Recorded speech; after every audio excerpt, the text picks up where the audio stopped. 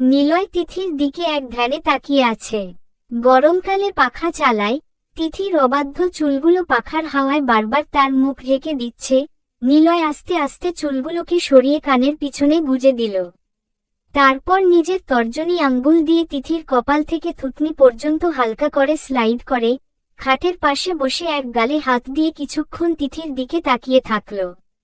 তিথি গভীর ঘুমে আচ্ছন্ন, আর নিলয় নেশা জড়ানো চোখে তার মায়াবতীকে দেখতে ব্যস্ত। নিলয় আস্তে করে তিথির দিকে ঝুঁকে তিথির মুখের উপর ফু দিতে লাগল। হঠাৎ নিজের মুখের উপর গরম হাওয়া অনুভব করে তিথির ঘুমটা ভেঙে গেল। চোখ পিটপিট করে তাকাতেই দেখল একজোড়া তৃষ্ণার্ত চোখ তার দিকে পলকহীনভাবে তাকিয়ে আছে। তা দেখে তিথি ভয়ে যেই চিৎকার করতে যাবে অমনি সেই আখিদ্বয়ের মালিক তার মুখ চেপে ধরল। তারপর তিথির কানে তার উষ্ণ ঠোঁটে একটা চুমু এঁকে দিয়ে ফিসফিসিয়ে বলে উঠল, তোমার গোলাপি বর্ণ মসৃণ মুখশ্রীর উপর উন্মুক্ত একজোড়া গভীর কালো চোখ আর গোলাপের ন্যায় কোমল ঠোঁট যুগল দেখে যেদিন আমি প্রথম ঘায়েল হয়েছিলাম তোমার প্রেমে, সেই দিন ভেবেছিলাম তোমার রূপের জাদুকাঠি কেবল এইটুকুতেই সীমাবদ্ধ, কিন্তু তোমার ঘুমন্ত নিষ্পাপ মুখশ্রী তোমার জাগন্ত মুখশ্রীকে পরাজিত করে দিয়ে আমার ভুলটা ভেঙে দিল। তোমার বন্ধ চোখের দুয়ারে আর শুষ্ক ঠোঁটের ভাঁজেই লুকিয়ে আছে তোমার রূপের আসল জাদুমন্ত্র পাখি। এমন নেশা ভরা কণ্ঠ শুনে তিথি কিছুটা কেঁপে উঠল, কারণ এই গলার স্বর যে তার চেনা, এটা তো নিলয়ের গলার স্বর। কিন্তু এত রাতে উনি এখানে কি করে এলেন? নিলয় আস্তে করে নিজের হাতটা ছেড়ে দিল। তিথি সঙ্গে সঙ্গে উঠে বসে নিলয়ের দিকে তাকিয়ে বলে উঠল, আপনি এখানে কি করে এলেন? কখন এলেন, আর কেনই বা এলেন? চুপ, একদম চুপ। এতগুলো কথা একসাথে কি করে বলো তুমি? তুমি কি সারাক্ষণ বকবক ছাড়া কিছুই করতে পারো না? আর আমি এখানে তোমার ফালতু বকবক শুনতে আসিনি, তোমার ভুলের শাস্তি দিতে এসেছি। So stop talking. নিজের আঙ্গুল দিয়ে হালকা করে তিথির ঠোঁটে চেপে ধরে কথাগুলো বলল নিলয়। নিলয়ের শাস্তি দেওয়া কথাটা শুনে তিথি ভয়েতে শুকনো ঢোক গিলল। দেখুন, সত্যি বলছি, নিশুর মায়ের শরীর খারাপ ছিল। আমি আপনাকে মিথ্যা কথা বলিনি। চুপ, আর একটা ফালতু কথা নয়। অন্যের মাকে নিয়ে এমন মিথ্যা অভিনয় করতে পারলা কি করে তুমি? ধমক দিয়ে উঠল নিলয়। নিলয়ের ধমক খেয়ে তিথি নিজেকে গুটিয়ে নিল, তারপর কাঁপা কাঁপা গলায় বলতে লাগল, যদি অমন না বলতাম তা হলে কে বাসা থেকে বের হতে দিত না। তাই বলে মিথ্যা কথা বলবে এইভাবে অন্যের মাকে নিয়ে? সরি, ভুল হয়ে গিয়েছে, আর এমন হবে না। দুকানে হাত দিয়ে মাথা নিচু করে বলল। কিন্তু নিলয়ের আজ খুব রাগ ধরছে তিথির উপর। সে তিথির সাথে কথা বলতে চেয়েছিল, একান্তে কিছুটা সময় কাটাতে চেয়েছিল। কিন্তু তিথি কি করল? তখনকার কথা ভাবতেই নিলয়ের প্রচণ্ড মাথা গরম হয়ে যাচ্ছে। কালকে অফিসের ইম্পর্ট্যান্ট মিটিং এর জন্য তাকে 1 সপ্তাহের জন্য লন্ডন যেতে হবে, তাই সে চেয়েছিল তিথির সাথে কিছুটা সময় কাটাতে, কিন্তু এই মেয়ে তার সব প্ল্যানে এক বালতি পানি ঢেলে দিল। এসব কথা ভাবতে ভাবতে নিলয় রাগী দৃষ্টিতে তিথির দিকে তাকালে, তিথি তখনও মাথা নিচু করে বসেছিল।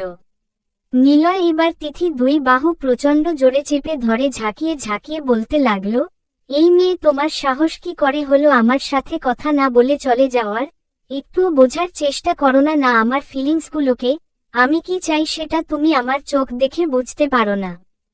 আমাকে মানুষ বলে তোমার মনে হয় না? এই বলো না আমাকে মানুষ বলে তোমার মনে হয় না? এতদিন ধরে কুকুরের মতন তোমার পিছে পিছে ঘুরেছি, আর তুমি একটুও বোঝার চেষ্টাই করলে না আমাকে। আরে একটা মেয়ে কোন ছেলের তাকানো দেখলেই বলে দেবে সে ছেলে তাকে কি নজরে দেখছে। আর তুমি 1 সপ্তাহ আমার বাড়িতে থেকেও আমাকে বোঝার চেষ্টা করলে না যে আমি কি চাই। সারাদিন অফিস শেষে শুধু তোমাকে এক পলক দেখার জন্য তোমার কলেজের সামনে দাঁড়িয়ে থাকি, আর তুমি কিছুই বুঝলা না। তোমার একটু কষ্ট হলে আমি আমার বুকের বাম পাশটায় তীব্র যন্ত্রণা অনুভব করি জানো, কিন্তু তুমি কিছুই বোঝনা। ওটাও বাচ্চা নও তুমি, পাখি। বলো তো আর কবে বুঝবে আমাকে, আমার মনের ফিলিংসগুলোকে? আমি মারা যাওয়ার পর আমি তোমাকে খুব জ্বালাই না? তোমার আমার সাথে কথা বলতে খুব বিরক্ত লাগে? আমি এত রাতে তোমার বাড়িতে তোমার সাথে দেখা করতে এসেছি, তাতেও তোমার খুব রাগ হচ্ছে আমার উপর না? ঠিক, আমি তোমাকে আর কোনদিনও ডিস্টার্ব করব না, আর কোনোদিনও তোমার মুখোমুখি হব না, কথা দিলাম তোমাকে। আচ্ছা তিথু পাখি, একটা কথা বলবে আমায়, আমি মানুষটা কি সত্যি ভালোবাসা পাওয়ার অযোগ্য? ছোটবেলায় তো বাবা মা আমাকে একা ফেলে চলেই গেল, আর বাকি জীবনটা যাকে আঁকড়ে ধরে বাঁচতে চাইলাম সেও আমাকে বুঝল না। কথাগুলো বলার সময় নিলয়ের গলা বারবার ধরে আসছিল, চোখগুলো লাল টকটকে হয়ে গেছে। তিথি কোনোদিন নিলয়ের এমন চেহারা দেখেনি। নিলয়ের প্রতিটি কথায় মধ্যে তার মনের কোণে জমে থাকা কষ্টগুলোর সাথে তিথি পরিচিত হচ্ছিল। নিলয়ে এমন কথা শুনে তিথির চোখ ভিজে যাচ্ছে আপনা আপনি। লোকটার বুকে যে এতটা কষ্ট লুকিয়ে ছিল তিথি বুঝতেই পারেনি এতদিন, তার জন্য যে এতটা তীব্র অনুভূতি লোকটার বুকে জমেছিল সে জানতেই পারেনি এতদিন। তিথি অনেক কষ্টে নিজের অশ্রু সম্বরণ করছিল, কিন্তু নিলয়ের শেষের কথাটা শুনে আর নিজের চোখের জল আটকাতে পারল না। তার চোখ থেকে টপটপ করে পানি গাল বেয়ে পড়তে লাগল। নিলয় তিথি চোখের জল দেখে তিথির বাহু ছেড়ে দিয়ে তার গালে নিজের দুহাত দিয়ে ধরে কপালে কপাল ঠেকিয়ে স্লো ভয়েসে বলে উঠল, তিথু পাখি, ডোন্ট ক্রাই। তোমার কাছে এই অশ্রু মূল্যহীন হতে পারে, কিন্তু আমার কাছে এই অশ্রুর এক একটা দানা মুক্তার মতন। সো আমার মতন ফালতু লোকের জন্য এই মুক্তগুলোকে নষ্ট করো না এইভাবে। এই বলে নিলয় নিজের ঠোঁট দিয়ে তিথির অশ্রুগুলো শুষে নিতে থাকল। কিছুক্ষণ পর তিথির দুই চোখে আর কপালে নিজের ঠোঁট ছুঁয়ে দিয়ে বলল, পাখি, খেয়াল রেখো নিজের। আর পারলে কোনো এক বসন্তের দুপুরে অথবা কোন এক পরন্ত বিকালে সন্ধ্যার সন্ধিক্ষণে এই বাজে মানুষটাকে একবার হলেও মনে করো, নিজের অজান্তে। হয়তো কিছু কাল অতীত তোমার মনকে নাড়া দিবে, কিন্তু সেটা ক্ষণস্থায়ীর জন্য, না হয় তুমি সেটা সহ্য করলে। তারপর নিলয় আর কোন কথা না বলে চলে গেল। আর তিথি মূর্তির মতো দাঁড়িয়ে আর নিলয়ের যাওয়ার পানে তাকিয়ে থাকল। আজ ৮ দিন হয়ে গেল, নিলয় কোন খোঁজ নেয়নি তিথির। আর এদিকে তিথি নিলয়কে এক পলক দেখার জন্য ছটফট করতে লাগল। অনেকবার নিলয়ের ফোনে ট্রাই করেছে তিথি, কিন্তু হয় নিলয়ের ফোন সুইচ অফ দেখাচ্ছে আর নয়তো দুবার রিং হলেই ফোনটা কেটে যাচ্ছে। তিথি আর কিছু চিন্তা করতে পারছে না, তাই সে ঠিক করল সে নিলয়ের বাড়িতে যাবে নিলয়ের সাথে দেখা করতে। আজকে যেহেতু ছুটির দিন, তাই নিলয় বাড়িতেই থাকবে। তিথি আর দেরি করল না, আজকে সে নিলয়ের সাথে কথা বলেই ছাড়বে। তিথিকে আজ দেখতে পুরো হুড়পড়ির মতো লাগছে। মিষ্টি কালারের একটা সিল্কের শাড়ি পরেছে তিথি আজ, দুহাত ভরে সিলভার কালারের চুড়ি, চোখে গাঢ় করে কাজল, ঠোঁটে পিঙ্ক কালারের লিপস্টিক দিয়ে তৈরি করেছে নিজেকে সে। চুলগুলো ছেড়ে রেখেছে তিথি, তিথির চুলগুলো বেশ লম্বা কোমর পর্যন্ত। তিথি রেডি হয়ে আয়নার সামনে তাকাতেই নিজেই নিজেকে দেখে লজ্জা পেয়ে গেল। আজকের তিথি সেজেছে, মন ভরে সেজেছে শুধুমাত্র নিলয়ের জন্য। এতদিন ধরে সে ঠিক করে ফেলেছে তাকে কি করতে হবে, তাই আজ নিলয়ের সাথে কথা বলা তার খুবই জরুরি।